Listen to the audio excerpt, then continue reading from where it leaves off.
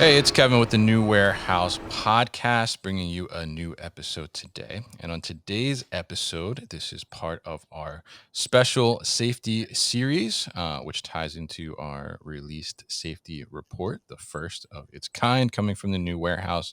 And today we are going to have Dan Klinger. He is the president and founder of MTAC Industrial Solutions. And we are going to talking about warehouse racking safety. And we're going to dive into a little bit about what MTAC does. And we're also going to dive into some of Dan's advice and what he's seen out there in the warehouses around rack safety and damage and how to make sure that you don't let it get too far. So, Dan, welcome to the show. How are you? Good morning, Kevin. Glad to be here, sir. I'm well. Thank you. Definitely happy to get you on here. Happy to talk about this topic. I mean, I think safety in general is incredibly important to discuss, especially around the warehouse or any industry for that matter. But racking, I think, particularly carries, literally, I guess, carries a lot of weight, right? When we Yes, talk indeed. about that. So definitely happy to dive into this today. So before we do that, why don't you give us kind of a brief overview of MTAC, what you do, and you're the founder as well. So tell us a little bit about how this kind of company came together. All right. We opened the doors in 1999, and I had already had a good career in quality control and had supplemented that career with ongoing contractor efforts, putting up buildings, uh, churches and schools and whatnot. And I, had a lot of background in building structures, and then eventually decided I would like to try to take a run at my own little company, and that was the birth of MTAC. Back then, it was called More Than a Carpenter Services, and it was primarily a residential path I was on. But a buddy of mine was selling infrastructure to industry, and from time to time, he had opportunity to sell infrastructure, but no one to install it. So he started inviting me Mm. in on the installation side, and that's when I started to really find my lane in helping sites get ready for business. Interesting. So I'm curious. Before that, I mean, how much did you know about warehousing or warehouse racking and that type of infrastructure? No, nothing. I was very comfortable with the building around it, but not so much what was going on in it. But yeah, as these opportunities presented, I started doing installation of racks, installation of conveyors, mezzanines, all kinds of safety signage and barriers and barricades. I was very adept pretty quickly at what the warehouses need to do their work. And that kind of spun me into the lane of maintaining the things I was bringing and delivering for those sites, because a lot of this stuff was new to the site. They didn't have people there that were adept at maintaining it. So that kind of spooled me up into that space. And then as that was progressing, I got into a niche service of repairing damaged pallet racks. I was Mm. installing someone else's solution at that time, did that for a number of years. And eventually I had an epiphany to come up with a better way to do that. So I got on with the engineering of all that and pursued the patents on that. And we now hold several patents in the space of pallet rack repair and maintenance. Interesting, and very interesting to hear kind of that evolution a little bit, right? From going from knowing nothing about the racking and what's going on inside these warehouses to creating solutions to be able to make them safer and better and improve them overall. So tell us, I guess I'm curious, like when you first got into this, what was probably the biggest surprise to you? Like, because you said you knew nothing about this prior, so when you started to do these jobs and get inside the warehouse and start to install this infrastructure, what surprised you the most? Well, it didn't hit me immediately. It wasn't until I was here in the rooms for a little while that I Mm, started to catch something, and it was hard to identify it. But I would describe it in a word as complacency. mm, Okay, we have the largest physical asset standing in the room, and it's filled with the largest financial asset on the shelf. Mm. And day after day, in this 24/7 pick cycle we all live and work in, people are trafficking these structures with very little actual hands on experience, with even less actual hands on training, trafficking these structures and damaging them then around the clock.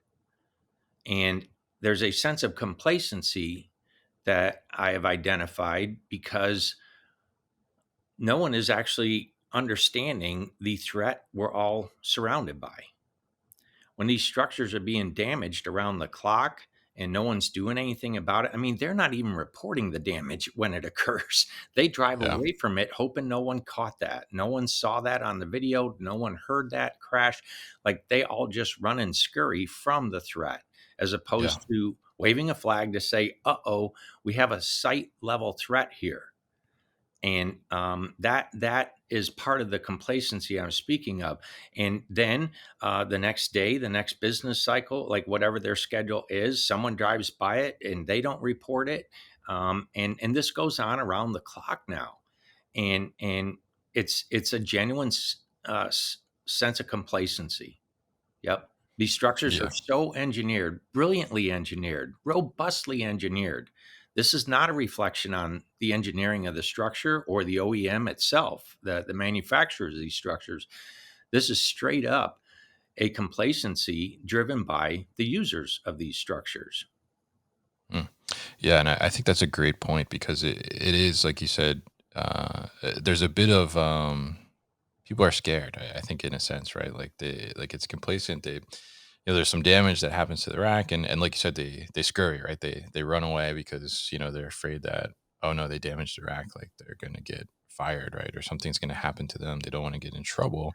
But at the same regard, right? As I'm sure you know, and I'm sure you could share with us some stories that seriously can compromise that racking structure, right? Which can lead to some serious damage, right? Potentially even fatality at some point. And I think that's really important to highlight there. And that complacency is such a negative impact to the safety overall, whether it's from the racking or other types of things that are happening in the operation as well. So I'm curious, what when you go into these facilities, because you're installing new, right? But you're also repairing as well. But what frequency do you see that there is damage to racking, I guess, in general, and then also damage to racking that is like seriously compromising the structure? Okay. Um, Frequency initially is I would address the frequency for inspection. Mm. And from an outsider coming in, I'm recommending that a site do that with regularity, be intentional, involve others in the inspection who don't have a horse in the race. Mm. I mean, like when we go out to do a damage assessment at a site, it starts with a baseline where we gather all the math for all the different structures in the room. And that includes a wall to wall damage assessment. And then that moves on to a summary report of our findings. And then we follow that up with immediately with a cost to repair. Okay. Like, so that's our process. We have honed that. We have perfected that. We are proficient at it. So we do that quarterly for a number of sites. Other sites will ask us to come in semi-annually, and still others just on an annual basis. They just want random, verifying that they're getting good information from their own staff. We recommend that they do these inspections every shift. Mm. Before you guys start engaging these structures, look what just happened. Is there anything new? Is there anything that's a threat? If so, take it on, deal with it, address it. Okay. And we'll get into how we feel you should best address that here momentarily. But now to the heart of your question, the frequency of the damage in the sense of what are we seeing? Mhm. And I am here to tell you, I am here to report that it is a very common occurrence that literally every single assessment we go on, we find legit threatening damage Mm. at every site. This is happening around the clock now. And that's the alarm I'm trying to raise, and why I'm so thankful for this moment on your platform to be able to share it is, look, this is just getting worse by the day. We have more Yeah. buildings rising up out of the ground. They're growing like mushrooms across our land. And they are staffed by people who are poorly trained, if they're trained. And um, and then there's this threat of immediacy. We Mm. have to get the box to the door now, so there's this ongoing pressure. So we've got this perfect storm that is rolling around the clock now across our country and threatening the sites and the livelihoods and the very lives of the people who work in these buildings.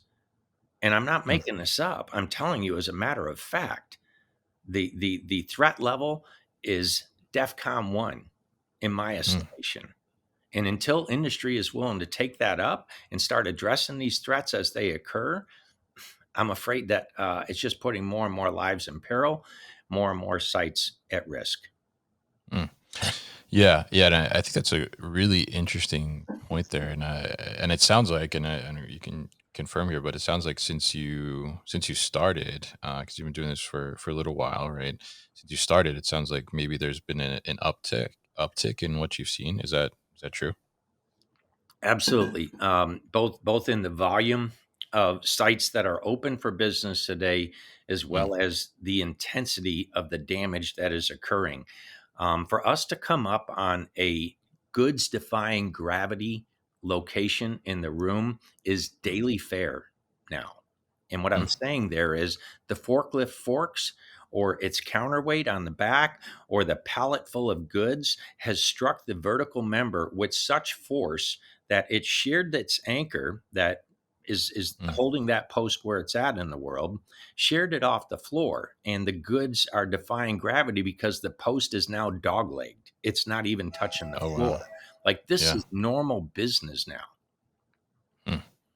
Interesting. Yeah, and I think and I've seen some pictures, and I'm sure you have seen some interesting things in person. But Yeah. I mean, it's pretty incredible to see something like that, and just know, the weight that some of these racks are handling, and that they could just be, like you said, gravity defying in that sense. So I'm curious from your perspective, or maybe you could share with us, like, what is the craziest or the wildest damage that you've seen? Um, I've got a library of answer right there. Um, I'm sure I, you I, I do. Yeah. literally do. I mean, for years, I have been the tip of our spear, going out all over this United States, from coast to coast, going into buildings, walking the aisles myself.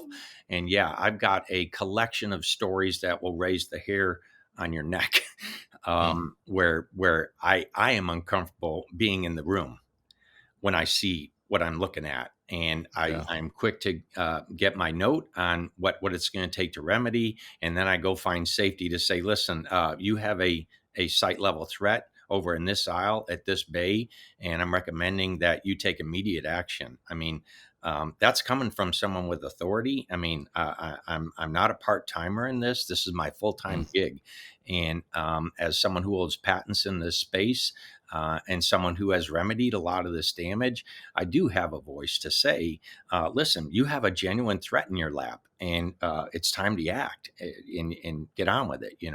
So, but yeah, yeah. Which story is the question you're asking Yeah. for? I can share this one with you real quick. This happened not long ago, and this happens regularly. That's why it's a good one to share. I come up on a goods defying gravity location in the room. Mm. The frame is fully dog legged, it's unsupported. I'm looking at 3.5 stories worth of goods Mm. standing right in front of Yeah. me with no support under it. Oh wow. And they have closed the aisle, correctly so. Hmm. This particular site was a very unique site. It only had 5 aisles, Oh. okay, because it's mostly conveyor in this room. Hmm. But they've got high volume movers on shelves in these 5 aisles. Well, this particular aisle was just off center of the five. So it closed 3 aisles. Oh, when the threat yeah. happened. The site was that diligent about protecting the little bit that they had, and they closed the aisle of impact and the two adjacent because these were single bay depth aisles. So there was nothing tying anything together. They were all just individual line of structure, right? As Hmm. opposed to back with a flue space. So a Yeah. very unique threat, and the site acted properly. They closed the aisle and therefore closed a part of the building. Like a bunch of the staff were sent home because Mm, there was no work. They couldn't get at their goods. So again, this costs momentarily, okay? But when you think about the cost of going on with business as usual in this setting, the thoughts start getting pretty astronomical pretty quick when you talk about the loss of lives, injuries, the loss of business and commerce, the loss to the brand. I mean, there are so many things that are actually in play that you have to step back for a moment to really grasp and then mm, make your decisions. mm, But um, we deployed, and within hours, we had the situation remedied. mm. That's an example of cooperation between a vendor and an end user. Yeah, yeah, and I think obviously, and was that from a forklift strike, or how did that damage Oh, occur? yeah. Yeah. The Yeah. guy was on a wire in, an area Oh, of a warehouse called VNA, very narrow aisle, right. where, the operator can lock on to a wire that's embedded in the floor, and that will allow him to just simply drive forward and raise and lower his equipment without the ability to turn left or right. And, he managed to find himself off of that wire and crashed Mm, into the structure, not just defying gravity in the one location, but darn near it in the post next to it. So when we went in for the remedy and repair, we actually addressed both in the same moment, and we're in and out of the repair in less than an hour. mm. Very interesting. Yeah, yeah, and I think it's it's interesting that the whole system in place, the wire to keep that from happening, Yeah. became disengaged or was not engaged. So important to make sure you're engaging if you're an operator, right? To be able to do that. But now tell us and talk us through, like, how do you go about repairing this damage? You mentioned you have a couple patents on some different things. So talk to us a little bit about what does a repair look like, and how do you address that? Okay. So our solution involves us asking the customer to just stop traffic. Like until this Mm, can be addressed, just stop traffic, because while the one is defying gravity and it speaks to how robustly and terrifically these things are engineered, it's the post next to it on either side that's your facility threat now. Because mm, if one of those gets clipped or enough force is applied to it, um, it's all coming down. And now we're in a whole other level of response. It won't be me you're calling now. You're calling mm, 911. yeah. And a sidebar right there. Um, I'm uh, discouraged to share with you that 911 isn't ready for this call. Mm, On another lane, we have been in another pursuit, and we have found out that most of the country fire departments are not even aware that this can happen, let alone doing any level of training for it. So mm, process that for just a second. yeah. You are alone in your decision. Mm, yeah. So back to your question. I'm sorry, but yeah. So in 2018, I had an epiphany to create a quicker response to this threat, and began the engineering of it, and developed a PE stamp solution for our UpRight rapid rack repair solution. We went on to patent both our process to deploy it as well as the piece itself. And this is the first of its kind modular rack repair system. And it allows us to adjust the height of the kit on the fly to the damage that we have just identified and are ready to respond to. Mm, And this is a new thing in the world, as far as most of industry doesn't understand how quickly this can all get done now. And We've been successfully doing this since 2020. It's not new to us or our customers. We have built out a terrific customer base because of our ability to respond to these threats right now, and consequently, we stay pretty busy with Yeah. all the damages happening and our ability to respond quickly to it. So anyway, yeah. So what we do is we'll show up.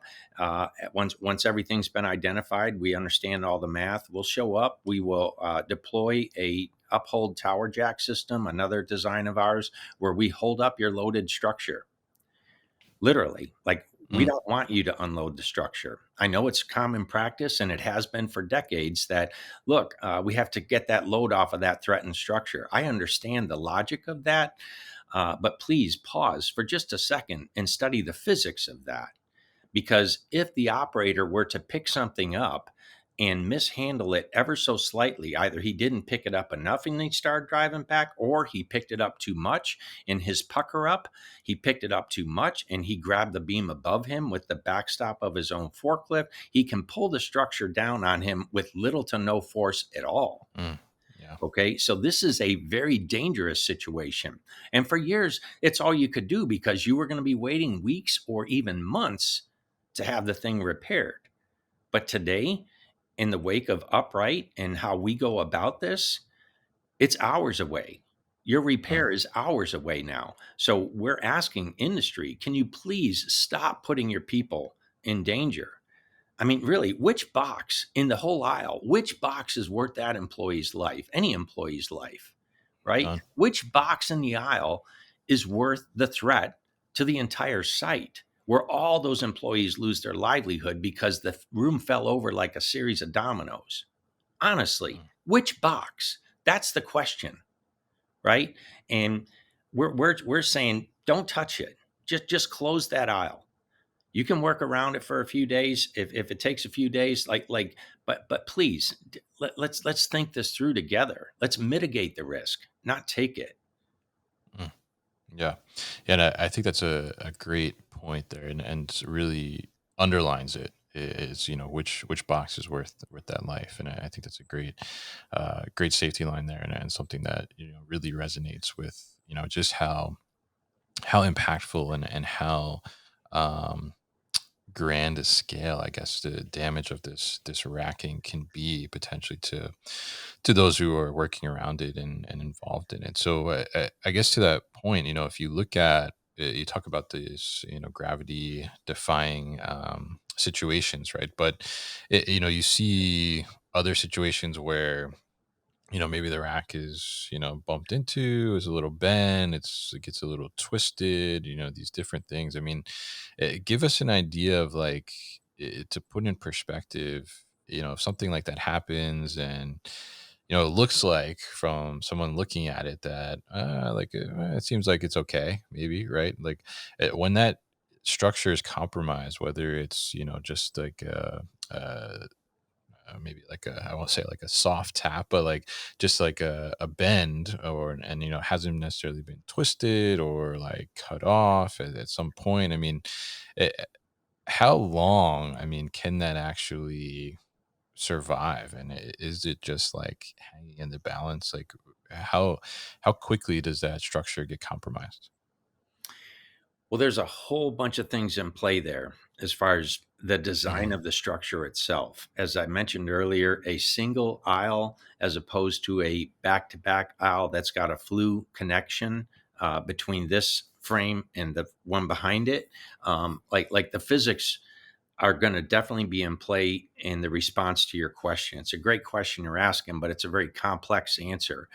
Mm, And I am asking our customers to be intentional about, look, if it looks threatening, treat it as such.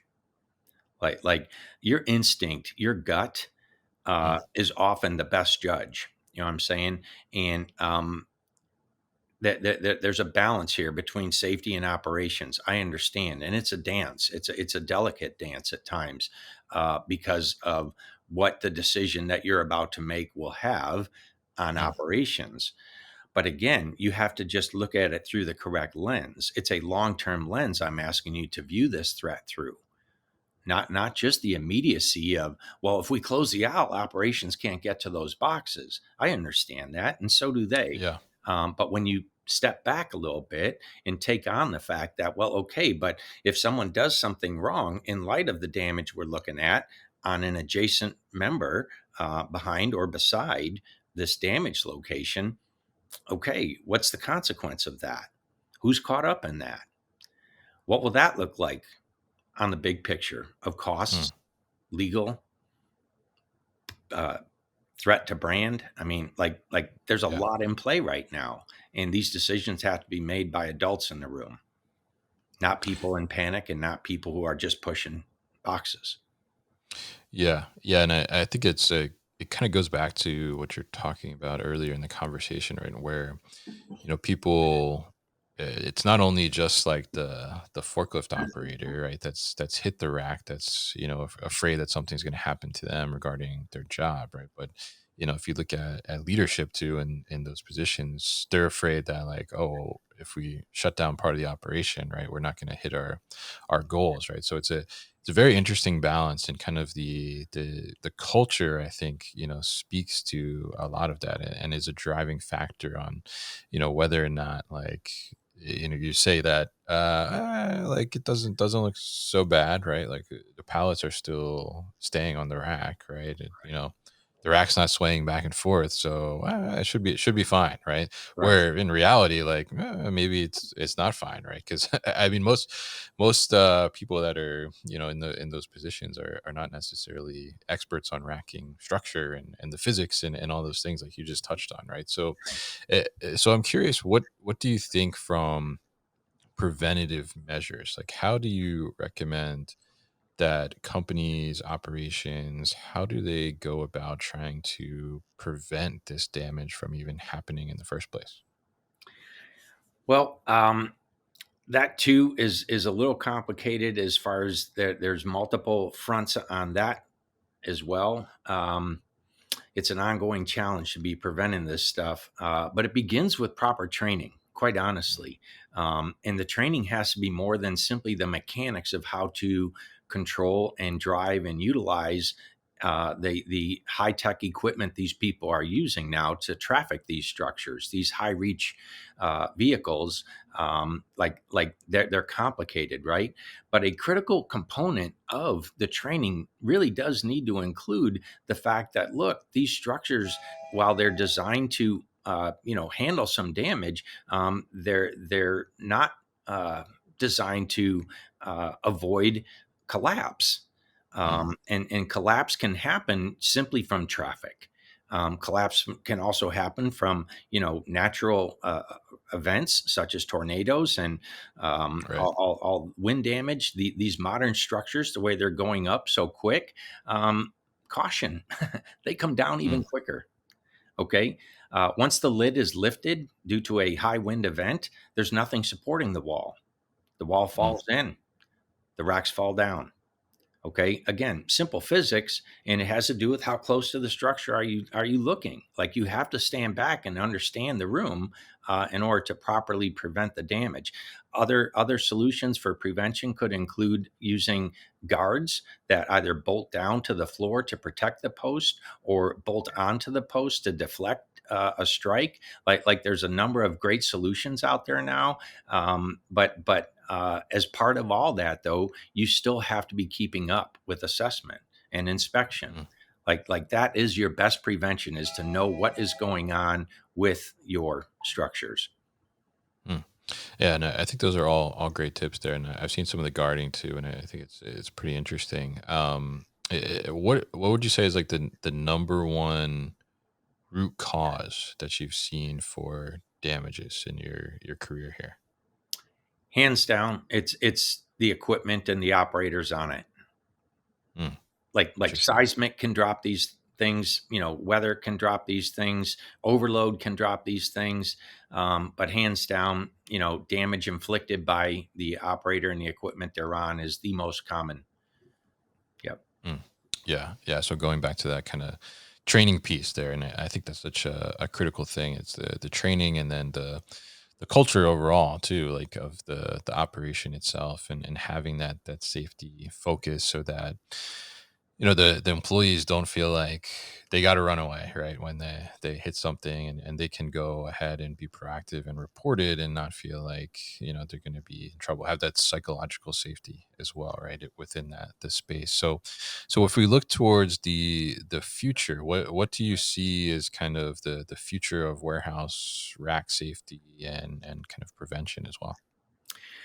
Okay, to answer that, I'm going to go back and finish the answer to a question you asked earlier, and it has to do with Sure. UpRight specifically. And I'm not trying to make this into an infomercial about UpRight, but I really do see this as the future in this regard. As I said, we will come in with a state of the art jack system that we engineered, it's PE stamped, and we will hold up your loaded structure, right? Then we can cut out the damage, literally remove it from the structure, and then we bolt in our engineered prosthetic to fill in that space. Okay. And when we do that, we make the structure as strong or stronger than what it was when it was first installed. Okay, that's the Mm, engineering that we came at this with. Okay, and what we've done, it works on all the racks we have engaged. As far as like we've got a variety of different post stock that will allow your beam to go right back where it was when we're done. As far mm, as if there was a beam in the plane of damage. Okay, so where do I see it going? Well, listen, if I have my way, I would love to see industry stop putting people into that danger zone. mm, Okay. Like I said, I understand that that was the practice for decades because that's all they could do. They had to wait on the solution, but they don't have to wait anymore. Like we have story after story, example after example, case study after case study of us getting out there and fixing it right now. Matter of fact, when we launched into the safety audiences in 23 and 24 to their trade shows, we were claiming to them, hey, listen, we will fix it tomorrow if you have a PO today. If you're within mm, 24 hours of our location in Indianapolis and we have already done our baseline for your room, you're in an emergency, we will be there within 24 hours of your purchase order. Done.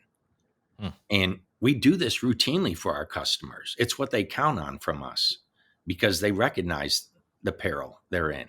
So they engage us and then they let us do our work. And this is all like where I would love to see the industry go as far as just taking the moment to stop the threat, close the aisle, get it fixed, and then open up for business again. And I know that's going to give a lot of indigestion to operations people. I understand mm. that. I understand that. But we've addressed some of that on this podcast today. Which box is that important? Yeah, absolutely. And I think that's a great thing, and I love to hear the too that you have that quick response time, because then I think that that balances a little bit between making the right choice and trying to get the boxes out the door, like as you said there. So very interesting to talk to you, Dan, and really insightful on the safety aspect, and I think a lot of great insights here to be able to take away and really take a look and value what you need to do to make the right choice when you have some damage rack or potential damage rack, and do some preventative measures as well around that, which could be that inspection or that training. But if people are if they have a damaged rack, or they looking for some inspection or your services, what's the best way to get in touch and learn more about MTAC? I would encourage you to visit the UpRight website at www.uprightrackrepair.com and contact us through our contact page there. And, uh, we take all comers. We're in some of the largest networks on the planet, and we keep them operating. And they love our goods and services because of our timely response. And we're excited to be on this podcast with you today, Kevin. I wanted to thank you personally. Um, I was invited to this call through your colleague, Mike Huff. And I started digging in on you to understand, well, who is this guy? What's he up to? And I just want to compliment you on your lane and the intensity with which you run your race. And we appreciate having a guy like you who's out here asking these questions and letting the experts come forward with their answers and giving your audience some value in this space, because there's a lot of stuff moving out here, but not a lot of people who are trying to keep up with it and shed a light into some of these situations. And we appreciate your role in all this, Kevin. Thank you. All right. Well, thank you for that. I appreciate that. And it's all about creating awareness for important topics like we discussed today, and making sure that, people on the floor and in the warehouse and the operations can keep up and continue to learn as well. So we appreciate you coming on the podcast and sharing your insights. And we will definitely put all that information about MTAC and the UpRight solution at thenewwarehouse.com and in the show notes here, as well as the safety report, which MTAC is also a part of. You can download at thenewwarehouse.com too. So, Dan, thank you once again for your time on the show today. Thanks, Kevin. You have a great afternoon, sir. Hey guys, thank you so much for tuning into today's video here on our YouTube channel, The New Warehouse Podcast, and I appreciate you tuning in. If you liked what you saw, make sure you subscribe to our channel, and if you like this video in particular, make sure you like it as well. And if you want to get this great t-shirt that you see in the video behind me, Warehouses Are Sexy, head to warehousesaresexy.com and get your own.